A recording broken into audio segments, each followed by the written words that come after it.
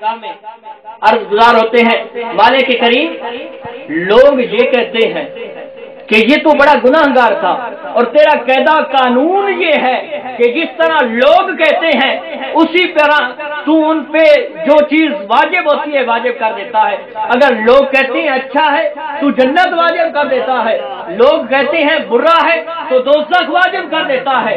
لیکن آج کیا مسئلہ ہے، لوگ اسے برا کہہ رہے ہیں، لوگ اسے زانی کہہ رہے ہیں، لوگ اسے شرابی کہہ رہے ہیں، لوگ اسے خطا کار اور گناہگار کہہ رہے ہیں، اور آپ نے اسے جنتی کہہ دیا۔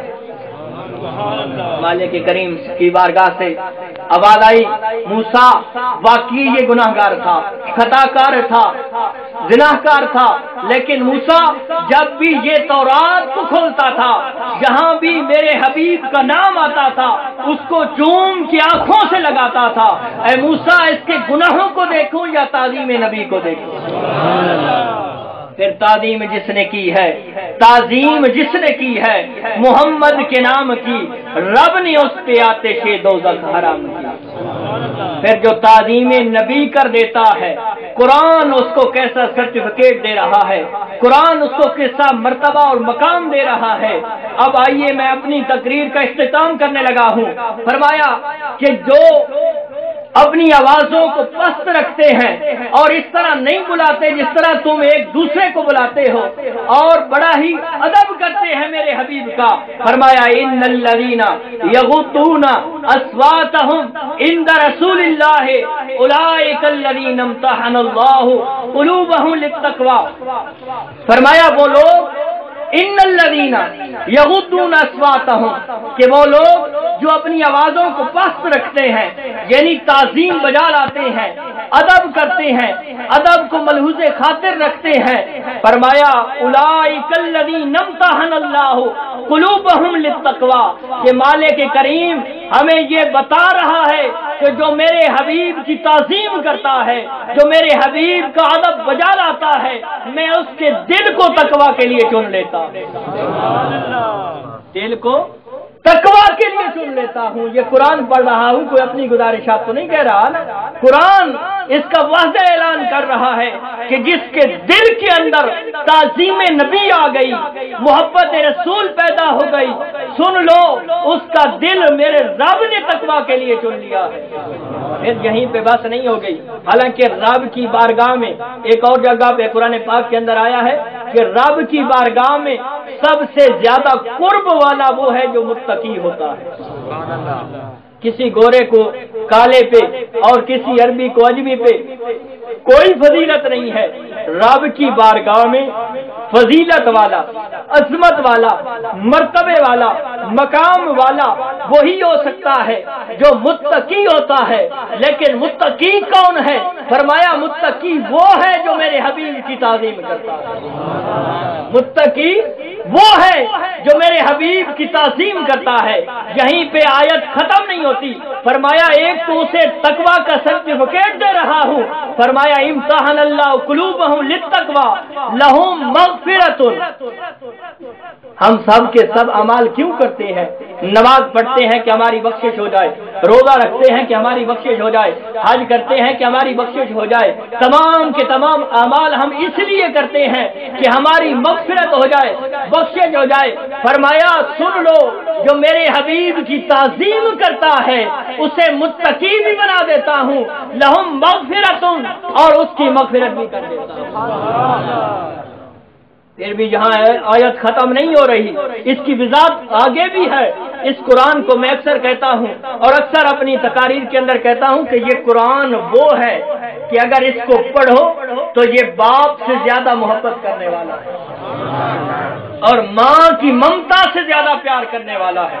لیکن کاش ہماری نوجوان نسل اس کو پڑھے تو صحیح، ہماری نوجوان نسل جو ڈائجسٹ ڈراموں فلموں میں پڑ گئی ہے، کاش کہ ایک صفحہ بھی اس قرآن کا پڑھے تو صحیح۔ یہ قرآن تو وہ لطف والی کتاب ہے، آپ جتنا پڑھتے جائیں گے، جتنا پڑھتے جائیں گے، جتنا پڑھتے جائیں گے، یہ ایسی کتاب ہے کہ اور زیادہ لطف دے گی۔ ایک مرتبہ پڑھو گے लुत्फ मिलेगा, उससे अगली मर्तबा पढ़ोगे एक और लज्जत मिलेगी, उससे अगली मर्तबा पढ़ोगे फिर और मजा आएगा और लुत्फ मिलेगा।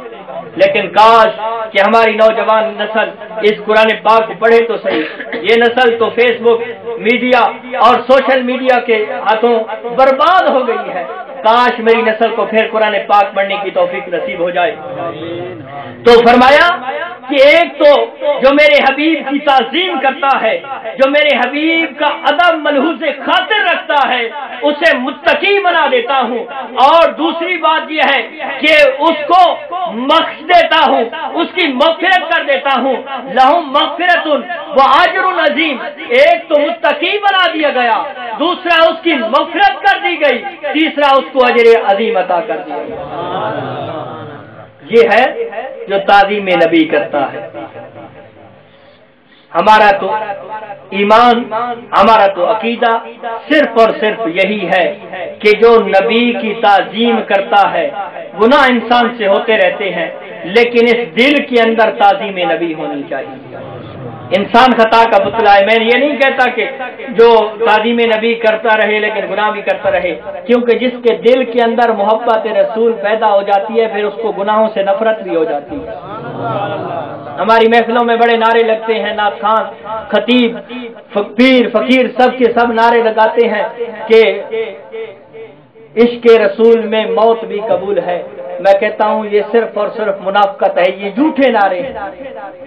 कैसा इश्क है महबूब का, तो हर फेल महबूब की तो हर अदा इंसान को बड़ी प्यारी लगती है, लेकिन हमने कभी सोचा है महबूब की तो ये दाढ़ी सुन्नत है? किस मुंह से हम नारा लगाते हैं कि हम आशिक रसूल हैं, जब चेहरे पे सुन्नत रसूल ही नहीं है। जब कि नबी अलैहिस्सलातु वस्सलाम ने हमें ये बताया है, बारहा मर्तबा बताया है कि नमाज फर्ज है। कैसा आशिक रसूल है कि मस्जिद वीरान पड़ी है, आशिक रसूल सो रहा है। मैं कहता हूँ ऐसा आशिक रसूल नहीं हो सकता। वो आशिक रसूल नहीं जो हुस्न अखलाक के साथ पेश नहीं आता, वो आशिक रसूल नहीं जो नमाज नहीं पढ़ता, वो आशिक रसूल नहीं जो चेहरे पे सुन्नत रसूल नहीं सजाता, वो आशिक रसूल नहीं जो अपनी जिंदगी को नबी अलैहिस्सलातु वस्सलाम की शरीयत के ऐन मुताबिक नहीं करता। आशिक रसूल तो वो होता है जो अपने महबूब की हर अदा को अपनाना अपने लिए बायसे फख्र समझता है, जो अपनी औलादों को दीन पढ़ाता है, जो अपनी औलाद को नबी अलैहिस्सलातु वस्सलाम का इश्क और मोहब्बत सिखाता है। खैर, ये बड़ी दिल को रुलाने वाली बातें हैं जो खतीब आखिर में ऐसी बातें करता है। लोग कहते हैं तकरीर तो बड़ी सोहनी कर गया पर आखिर बड़ी खराब कर गया। ठीक है, अल्लाह ताला सानू अमल करने की तौफीक अता फरमाए। बात मैं खत्म कर रहा था कि जो आशिक रसूल होते हैं फिर वो नबी अलैहिस्सलातु वस्सलाम की हर अदा पे अपनी जान कुर्बान कर देते हैं। फिर मेरे मुस्तफ़ा का जिक्र तो फरमाया है कि फ़इन्ना फ़ज़्ल रसूलिल्लाह लैसा लहू हद्दुन फ़युरिबान हो नातिकुम बिफ़मी। इमाम बोसीरी और वो इमाम कि जब हर तरफ से परेशान हो गए, कोई पूछने वाला न था, कोई पुरसाने हाल न था, बीमारी ने हद कर दी, तो एक मर्तबा रात को नबी अलैहिस्सलातु वस्सलाम का कसीदा लिखा, जिसे आप कसीदा बुर्दा कहते हैं। कसीदा बुर्दा की डेफिनेशन ये है, तफसील ये है कि नबी अलैहिस्सलातु वस्सलाम के लिए कसीदा लिखा, रात मेरे मुस्तफ़ा तशरीफ ले आए। बोसीरी तेरे मकाम को सलाम, बोसीरी तेरे मर्तबे को सलाम, बोसीरी तेरे इश्क को सलाम। क्या ही खूबसूरत इश्क था, कैसी खूबसूरत तड़प थी। रात कलाम लिखा, मेरे मुस्तफ़ा आ गए और अपनी चादर इनायत फरमा दी, जिसकी वजह से आज तक इसे कसीदा बुर्दा कहा जाता है। उसी कसीदा बुर्दा के अंदर एक शेर कहा, फ़इन्ना फ़ज़्ल रसूलिल्लाह लैसा लहू हद्दुन फ़युरिबान हो नातिकुम बिफ़मी। फरमाया ये जो मेरे हबीब का जिक्र है, जो मेरे हबीब की फजीलतें हैं, इसकी कोई हद नहीं। मेरे हबीब के जिक्र की कोई हद नहीं, मेरे हबीब के फजल की फजीलतों की कोई हद नहीं। हद्दुन फ़युरिबान हो नातिकुम बिफ़मी, कि कोई मुंह ऐसा है ही नहीं जो मेरे हबीब के जिक्र को पूरा पूरा बयान कर दे। آج تک کوئی ایسا منہ نہیں آیا کہ جس نے کما حقہ میرے حبیب کی شان کو بیان کیا ہو، تو یہ تو عظیم شان ہے۔ ہم تو اس لیے بیان کرتے ہیں کہ کاش کل بروز حشر ہمارا نام بھی ذاکرین میں آ جائے۔ اگر ہمارا نام ذاکرین مصطفیٰ میں بروز حشر آ گیا تو سمجھو یہ دنیا بھی آباد ہے، وہ دنیا بھی کامیاب ہے۔ مالک کریم ہم سب کا یہاں پہ آنا اور سننا سنانا اپنی پاک بارگاہ کے اندر منظور و مقبول فرمائے۔ خصوص بالخصوص بھائی عارف کی والدہ کو صحت کاملہ عاجلہ عافیہ عطا فرمائے۔ ہم سب کو نبی کریم علیہ الصلوۃ والسلام کی شریعت پہ کما حق و عمل پیرا ہونے کی توفیق عطا فرمائے۔ اور مالک لم جدل کی پاک بارگاہ کے اندر دعا ہے کہ جتنے دوست تشریف لائے ہیں ان کے دلوں کے اندر جتنی بھی نیک جائز حاجات ہیں، دعائیں ہیں، مالک کریم ان سب کو پورا فرمائے۔ بآخر دعوا